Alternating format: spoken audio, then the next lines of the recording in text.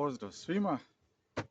Evo me kod ove jedne zajednice koju sam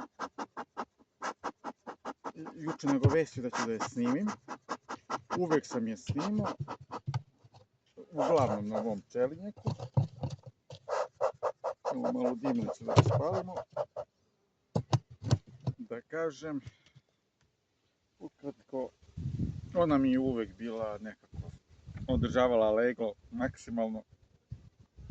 Kao što sam napisao, sad će joj da uđe, da kažemo, u 4. godinu, mislim 3. puna, bijela obeležena. Mislio sam ove godine da je zamenim, ali mi je prosto bilo žao kad sam skoro, pre možda 10 dana, otvorio i vidio kako održava leglo, u suženom prostoru naravno, s tim što je, znamo svi kako je bilo proleće i svi uslovi, tako da sam negde krajem juna je prihranio u većim količinama, 2 puta, mislim po 3 litre sam odjednom dao. Bagrema naravno nije imala ništa.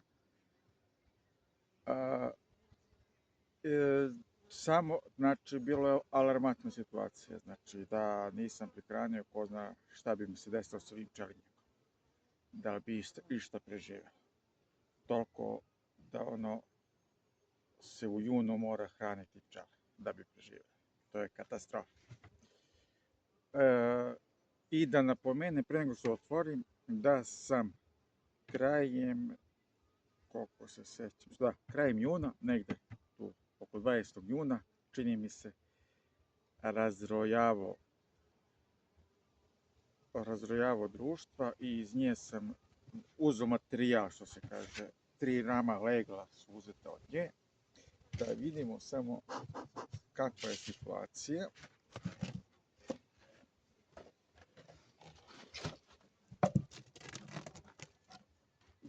Stavili su mrežu za propolis, ali vidimo da ništa ona nije tu skupila. Ovaj polunastavak samo joj smeta. Jer vidimo da ovdje nema ništa. Jer ne može ni da ima. Kakvi su uslovi, što se kaže. Njega ću vjerovatno sada uplodim komplet.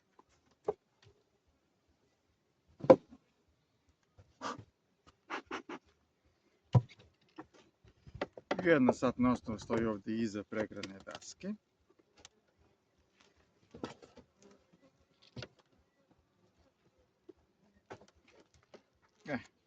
Pogledajte ovo. Ovo je ram građevnjak koji je pun, ram pun meda.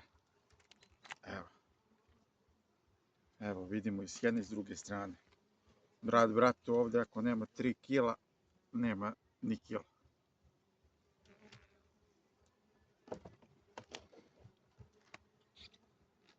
Znači ovdje je moralo malo da se izađe iz ovog klasičnog sistema zbog razrojavanja i proširenja pčelinjaka, pa je tu malo dodavane satne osnove. Evo, znači, ja mislim baš da sam prošli put kad sam to video dodao satnu osnovu, znači svaka ćelija, ne znam da se vidi, je zaležena. Bukvalno skoro od latvice do latvice. Sve su tu joljašce. S druge, evo i ta matica. Evo vidimo kako izgleda ona. Vrhunska matica mi se pokazala. Evo, s druge strane vidimo da ima i kao neku mednu kapu formira.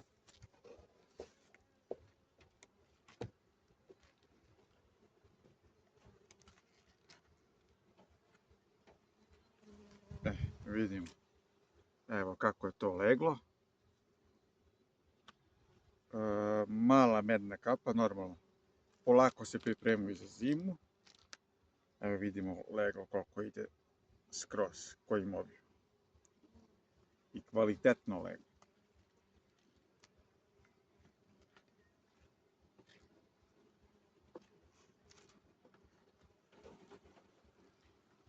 ovdje vidimo, samo da vidimo šta je, ovdje ima neki kao zvončić.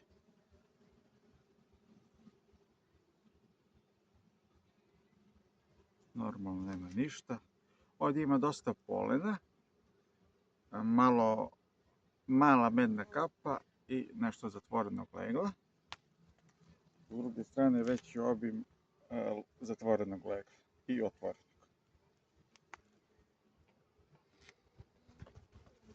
I ovaj krajnji ram, da je i on građevnjak. Ovdje sam nešto stavio ta dva građevnjaka, ne znam zašto, ali vidimo da odlična medna kapa.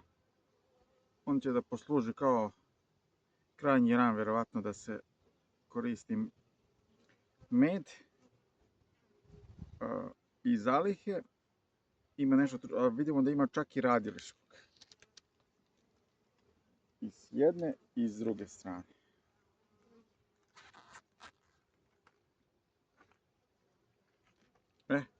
Vidim.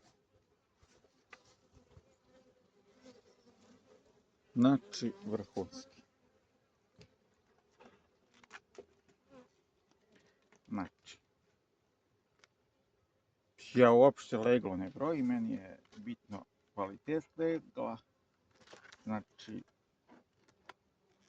sad ćemo do rama građevnjaka dodati satnu osnovu. Dodajem satnu osnovu zato što nemam izvučene ramove. Tako, sila Boga ne moli, što se kaže. Ovdje ove ću da ubacim, ovo mi je višak, nešto sam donosio danas, pa čisto da popunimo prostor. Što se kaže, stavit ćemo ovu mrežu za propolis. Ovo nećemo više da stavljamo. Kako se zove? Ide najlon.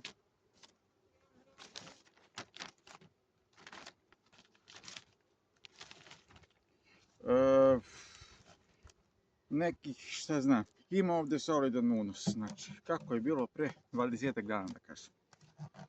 Sad je dobro, barem nešto da skupe, vidi se i ovdje s priloženog, za sebe, da normalno bit će neka prihrana, ali ne toga. To vidjeli ste ovu zajednicu, pa ocenite da li je ovo ispravno što ja pričam, ili možda grešim. Šta sam htio da kažem, a da, za nekih 7-8 dana krećemo u borbu protiv varoje. Ne mogu pre, zbog nekih obaveza, tako da stavljamo letvice, super strips, pa ćemo da vidimo dalje kakva situacija bude bila. Pozdrav i medno!